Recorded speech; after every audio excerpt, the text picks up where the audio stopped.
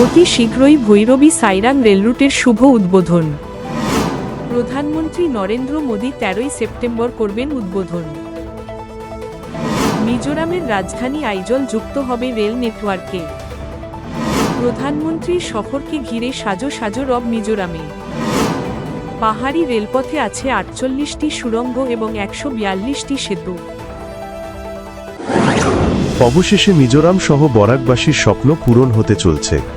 সবকিছু ঠিকঠাক থাকলে আগামী 13 সেপ্টেম্বর প্রধানমন্ত্রী নরেন্দ্র মোদী ভৈরবী সাইরাং রেল রুটের শুভ উদ্বোধন করবেন। আইজল তথা সাইরং থেকে হাইলাকান্দি জেলা হয়ে গৌহাটি দিল্লিগামী সহ দেশের বিভিন্ন প্রান্তে ট্রেন চলাচল আরম্ভ হবে।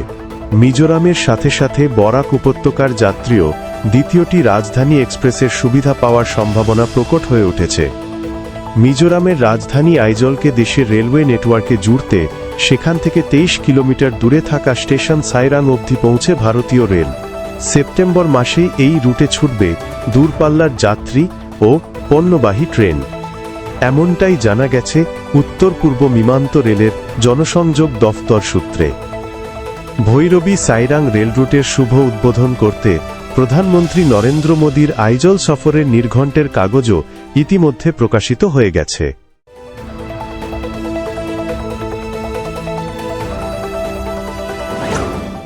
প্রধানমন্ত্রী নরেন্দ্র মোদী সম্ভবত 13 সেপ্টেম্বরই প্রথমবারের মতো মিজোরামের রাজধানী আইজলকে জাতীয় রেল নেটওয়ার্কের সাথে সংযুক্তকারী 51.38 কিলোমিটার দীর্ঘ ভৈরবী সাইরাং রেলপথের উদ্বোধন করবেন।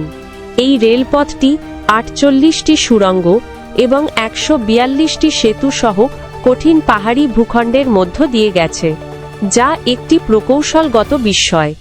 রেলপথটির নির্মাণে মোট ব্যয় প্রায় 5021.45 কোটি রুপি খরচ হয়েছে। সিআরএস অর্থাৎ নিরাপত্তা পরিদর্শনও ইতিমধ্যে সফলভাবে সম্পন্ন হয়েছে এবং রেল মন্ত্রণালয় থেকে পরিচালনাগত ছাড়পত্রের অপেক্ষায় রয়েছে।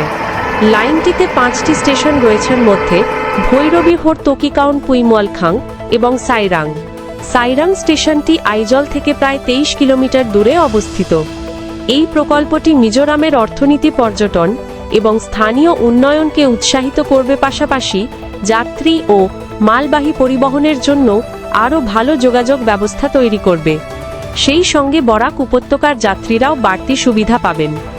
এই রেলপথ নির্মাণের ফলে মিজোরাম আসামের মধ্যে ভ্রমণের সময় এবং পরিবহন খরচ উভয়ই হ্রাস পাবে। এই প্রকল্পটি 2015 সালে শুরু হয়েছিল এবং 2025 সালের জুলাই মাসে সম্পন্ন হয়েছে। এক্ষেত্রে ভারতীয় রেল অসম্ভবকে সম্ভব করে দেখিয়েছে বললেও ভুল হবে না। ভৈরবী থেকে আইজলের কাছাকাছি সাইরংকে রেল মানচিত্রে অন্তর্ভুক্ত করার কাজ খুব একটা সহজ ছিল না, কারণ কঠিন পাহাড়ি এলাকায় রেলপথ বসানো, সুড়ঙ্গ নির্মাণ ও পাহাড়ি নদীর ওপর সেতু তৈরি ছিল বিশাল চ্যালেঞ্জিং। তার উপর ঘন ঘন প্রাকৃতিক দুর্যোগ। কাজ চলাকালীন নির্মীয়মান সাইরাং সেতুর রেলিং খসে নিচে পড়ে 26 জন শ্রমিকের মৃত্যু এই চ্যালেঞ্জকে আরও কঠিন করে তুলেছিল। যদিও এ ধরনের চ্যালেঞ্জিংও কাটিয়ে উঠে রেল বিভাগ কাজ সম্পন্ন করেছে। রেলপথ উপযোগী করে তোলা হয়েছে ট্রেন চালানোর জন্য। উদ্বোধনের পূর্বে 24 আগস্ট চূড়ান্ত পরিদর্শনে আসছেন রেল বোর্ডের চেয়ারম্যান সহ কনস্ট্রাকশন ও ওপেন লাইনের বরিষ্ঠ ইঞ্জিনিয়াররা। এক কথায় এখন শুধু রেলপথটি উদ্বোধনের জন্য এক প্রকার সাজো সাজো রব উঠেছে।